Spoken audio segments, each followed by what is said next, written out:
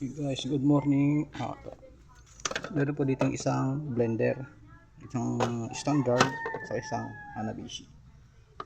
Bali ito po, nagisira po nito ay motor na po. Ayan, nagisira po nito ay ayun, lagot-lagot na yung wire.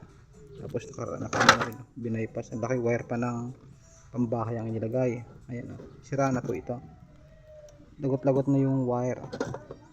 Ayun, ginawa ko po, meron po ako ditong isang Hanabishi. Ito nga po yung Hanabishi. Ito po ay naandar rin.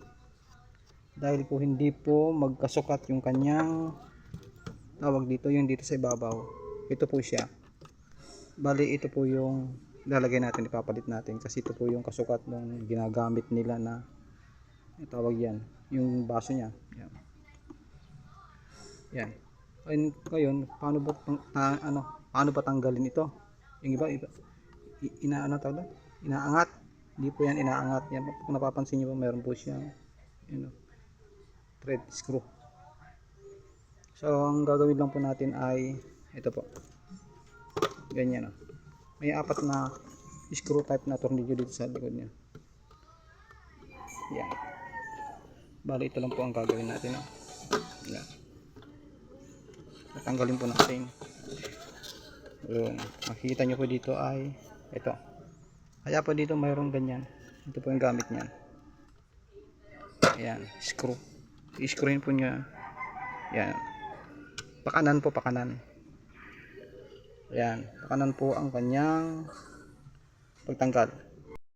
Okay, back po tayo na. Ito po. Ganito lang po ang inyong gagawin. Yan. Pipihitin nyo po ito ng pakanan. Hawakan nyo po yung nasa dulo. Ito po. Yan. Matigas po yan isa. Yun, umikot po. Ayan, umikot na po siya. Yun.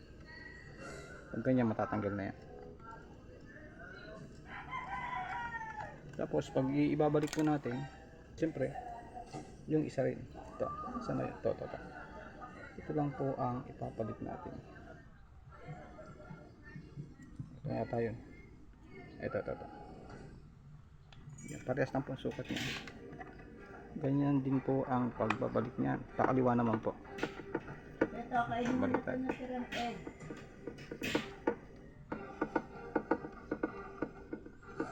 Yun, higpitan lang po natin ito. Yun. Ayan. Yan.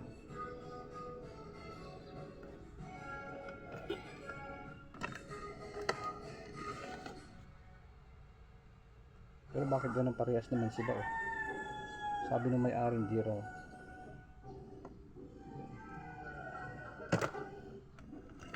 Yun. Tapos konting linis na lamang po ito. Lilinisan natin. Tapos lalangisan ng konti. Yun. Para lumambot ang ikot.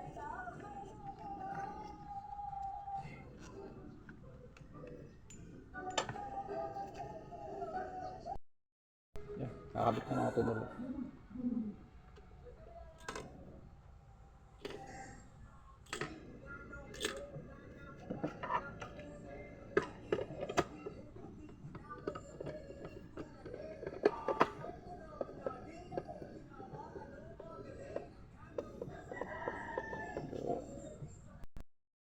Try po natin is banda rin.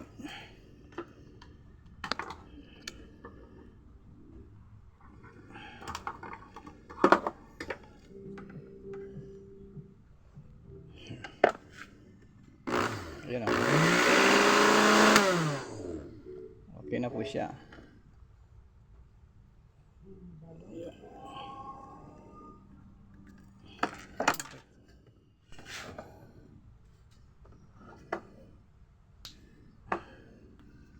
Okay, salamat po ng marami.